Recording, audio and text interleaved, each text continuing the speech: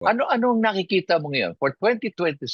I mean, how do you see now the growth of the social media that you are involved with? Anong growth pattern kaya? This is part of the campaign that I'm doing in social media. Everybody Mhm. needs to upskill, especially with the growth Mhm. of AI. Everyone needs to upskill. There are talks now about business processing companies, BPOs. I'm sure you read about it. Where do you see now whether it will happen or not?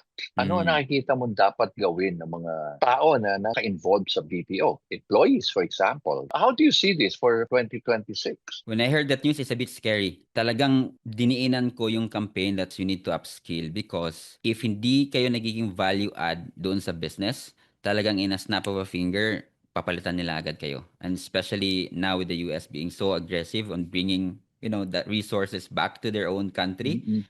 we Mm-mm. really need to prove that hindi ako someone na kaya nilang palitan ng ganun-ganun na lang. Mm. Otherwise, if hindi mo ma-prove yun, it's a difficult situation for all Filipinos, especially because a big chunk of our GDP comes from outsourcing services. So just imagine, Correct. Tito, gaano kadami yung mawawalan ng trabaho. Hindi lang yun. Those are the direct. How about the indirect? The Exactly. families, the people who Exactly. are relying, no, the livelihood